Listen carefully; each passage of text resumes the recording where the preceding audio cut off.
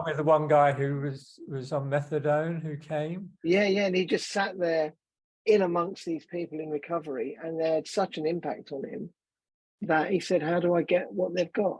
I said, I don't know, what are you prepared to do?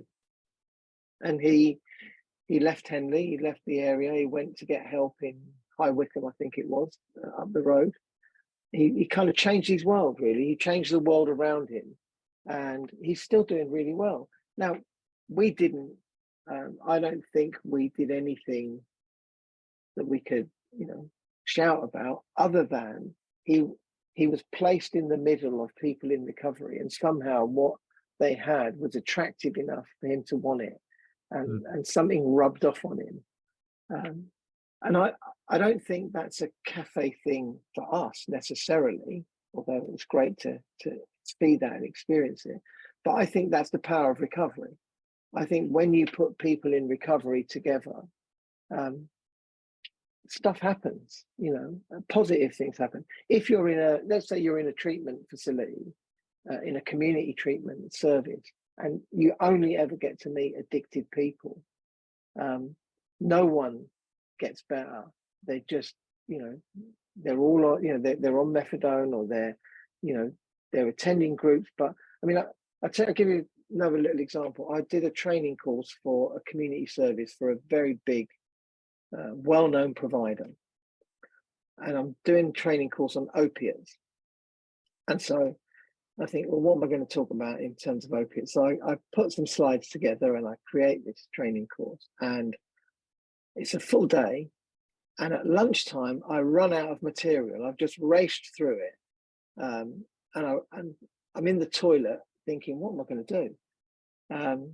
How am I going to, I've got, 2.5, 3 hours left. And I'm out of material. What do I do? And I just had this thought. A thought popped into my head, and I looked up the treatment. I had some treatment stats on the slides, and I looked up. They have this service. A lot of services in the UK now have a timetable on their website of things that they're doing during the week. And so I looked at the timetable. There were no opiate groups. I'm talking about opiates. On the stats that I'd showed them previously in the morning, 51% of the clients in treatment are opiate clients.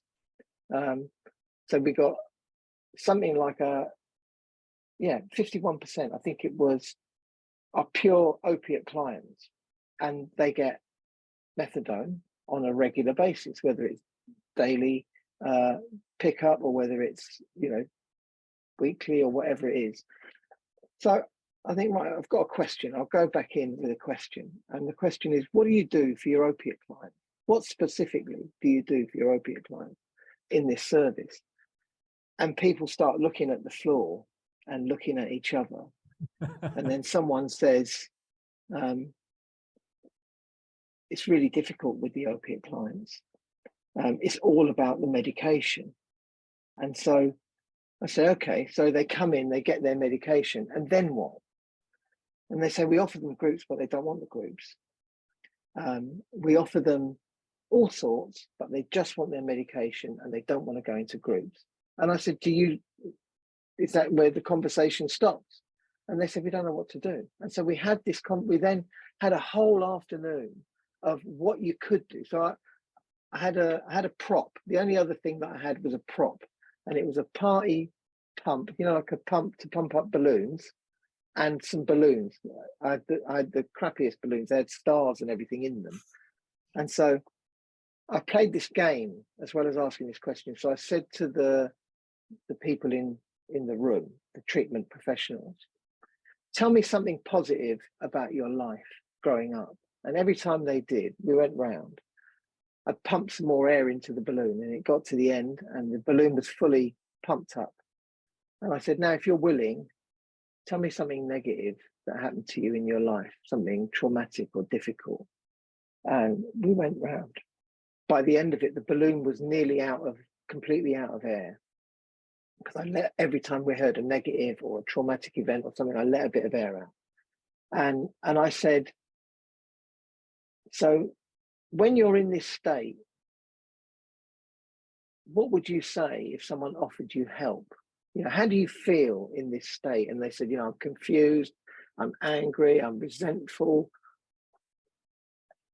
And they came up with all these things of how they felt. And I said, isn't that how your clients feel when they walk through the door? Sorry. Isn't that how your clients feel when they walk through the door? They're angry and they're resentful. And if you offer them help, they'll say, go away, I don't want anything to do with you. Just give me my medication and let me get out of here, sort of thing. And I said, but when you're in that state, how did you get through? And they said, well, we got through feeling like that with help. With, you know, friends listened to us, and we got counselling, and we took time out, and, you know, maybe took care of ourselves a bit more. We went for walks. We went out in, you know, out into the environment, into nature a little bit. But we did all sorts of things. And I said, you know, couldn't you see your clients in that role and do some of those things for them, including groups? And suddenly you could see their eyes were opening. And I thought, you know, these people in the room, there must have been, I was getting, the day was I was getting £400 for the day. The guy that got me the training was getting £100 on top of that.